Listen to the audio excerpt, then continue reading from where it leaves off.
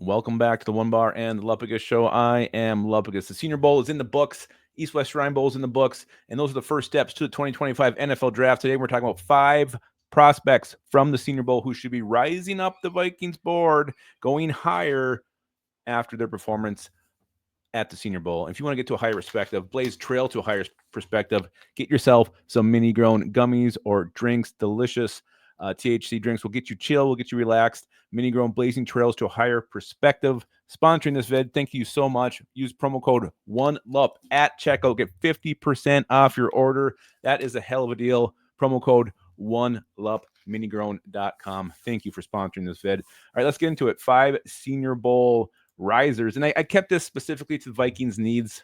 Most of them are like the big needs, but there are some players that some secondary needs I also wanted to mention and point out who the Vikings should definitely be putting the stock up arrow next to. Let's start with the one who was named Practice Player of the Week, Gray Zabel from North Dakota. These North Dakota Bison just seem to be churning out quality offensive linemen in the NFL, and Gray Zabel is the newest one of those. Like I said, he was Practice Player of his Week, held his own against top competition at multiple spots, left guard, left tackle, even some center.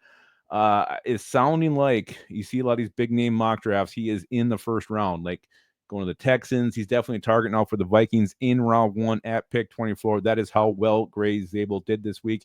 He actually struggled a little bit in the game, which I'm not really going to hold against him, but for a guy who had a fantastic week, he didn't really exactly end it with an exclamation point, but he's 6'6", 304 pounds.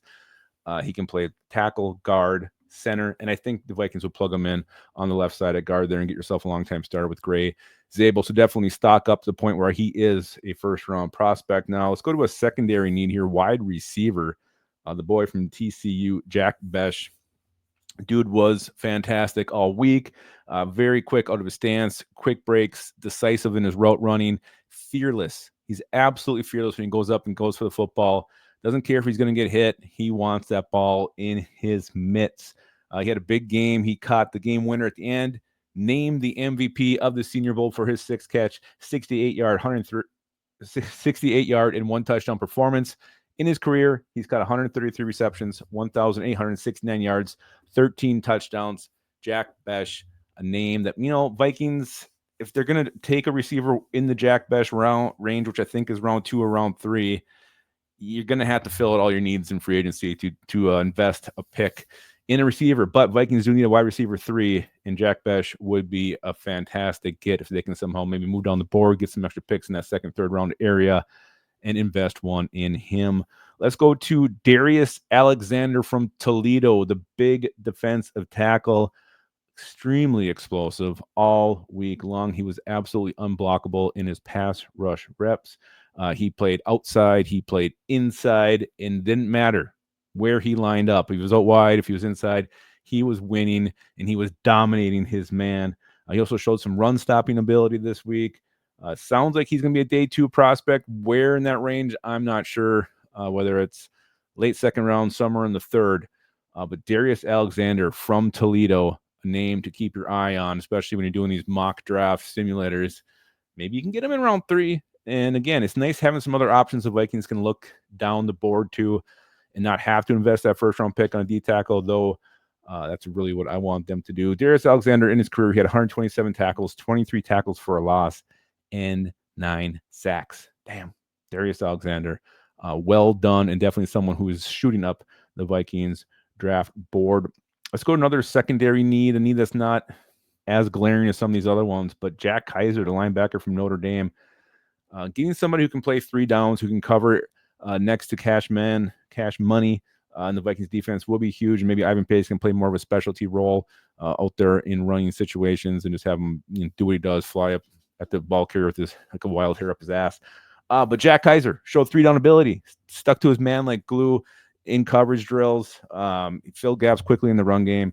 He's very fluid in his movements. He can drop back. He can cover. He looks natural doing it.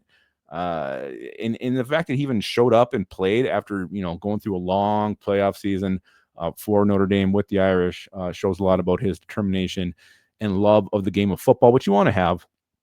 Dude's been very productive in his career, 275 tackles, 17 tackles for a loss, 6 sacks, 7 pass breakups. Jack Kiser, again, maybe another mid-round guy. Who knows? Maybe he even sneaks into day 3. I don't know where he's going to go, but Jack Kiser, the Vikings should be putting a little arrow up next to his name as well. And then the last guy, this guy really just absolutely showed out during the game itself. Savon Jones, the edge / defensive end from LSU, 6'5", 289 pounds. They moved him inside, so now he was lining up over guards, and he just dominated. I think he had 2 sacks during the game, and those came over Gray Zabel when he was playing guard. At least I know one did. Maybe they both didn't. But Savon Jones, 99 career tackles, 11.5 sacks, 18 tackles for a loss. Again, just unblockable. You take a guy who's primarily been edge in college, move him inside, and all of a sudden, boom, light comes on, and he's just absolutely dominant. And the fact that he can play edge is a, it's an added bonus. You can put him outside, do different things with him. Brian Flores loves doing that. So Savon Jones, I'm not sure where he's going to come off the board. I still like to think he's probably a day 3 guy at some point. How far down that day 3, I don't know. But Vikings, I know they have 2 5th-round picks. Again, we're assuming they're going to trade down, try to acquire some more.